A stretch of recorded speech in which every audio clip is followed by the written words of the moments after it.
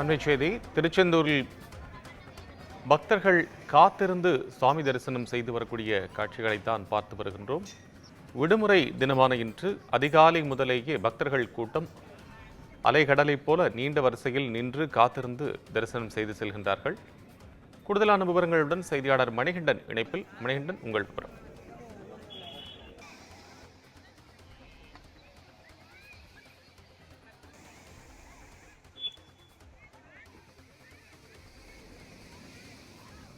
விடுமுறை நாள் மற்றும் சுபமுகூர்த்த நாளை ஒட்டி திருச்செந்தூர் அருள்மிகு சுப்பிரமணிய சுவாமி திருக்கோவில் பக்தர்கள் கூட்டம் நிறைந்து காணப்படுகிறது. கோயில் நடை அதிகாலை 4 மணிக்கே திறக்கப்பட்டிருக்கிறது. இதையடுத்து சிறப்பு அபிஷேகமும் உதய மார்த்தாண்ட பூஜையும் நடைபெற்று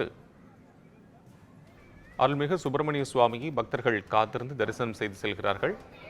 அருகாமையில் இருக்கக்கூடிய பல்வேறு மாவட்டங்களிலிருந்தும் திருச்செந்தூருக்கு படையெடுத்து வரக்கூடிய பக்தர்கள்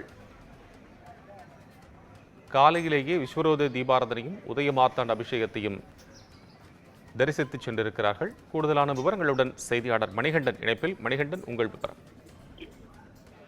வணக்கம் கோபால். முருகனின் அறுபடை வீடுகளில் 2ஆம் படை வீடாக விளங்குகிறது தூத்துக்குடி மாவட்டம் திருச்செந்தூர் சுப்பிரமணிய சுவாமி திருக்கோவில். இத்திருக்கோவிலானது சிறந்த பரிகார ஸ்தலமாக விளங்கி வருகிறது.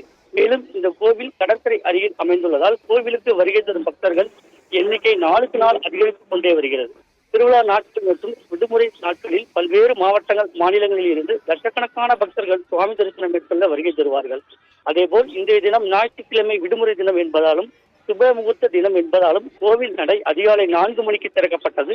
4:30 மணிக்கு விஸ்வரூப தீபாராதனையும் 6 மணிக்கு உதய மார்த்தாண்ட அபிஷேகமும் நடைபெற்றது. தமிழகத்தின் பல்வேறு பகுதிகளிலிருந்து வந்த ஏராளமான பக்தர்கள் அதிகாலை முதலே கடல் நாளிக்கிணறு புனித தீர்த்தத்தில் நீராடி நீண்ட வரிசையில் சுமார் 3 மணி நேரம் காத்திருந்து சுவாமி தரிசனம் செய்து வருகின்றனர். இதனால் பொது தரிசனம், 100 ரூபாய் கட்டண தரிசனம், 60 வயதுக்கு மேற்பட்டோருக்கான தரிசன வரிசையில் பக்தர்கள் கூட்டம் அலைமோதி காணப்படுகிறது. மேலும் 100 ரூபாய் கட்டண தரிசனம் மற்றும் பொது தரிசன வரிசையில் காத்திருக்கும் பக்தர்களுக்கு வசதியாக 2 இடங்களில் அவசரகால வழிகளும் கோவில் நிர்வாகம் சார்பில் அமைக்கப்பட்டுள்ளது. மேலும் திருச்செந்தூர் கோவில் வளாகம், கடற்கரை பகுதி, நாளிக்கிணறு, முடி காணிக்கை செலுத்தும் இடம், பேருந்து நிலையம் போன்ற பகுதிகளிலும் அதிக அளவில் பக்தர்கள் கூட்டம் அதிகரித்த வண்ணம் உள்ளதால் கோவில் வளாகம் திருவிழா போல் காட்சியளித்து வருகிறது. கோபால், விவரங்களுக்கு நன்றி மணிகண்டன்.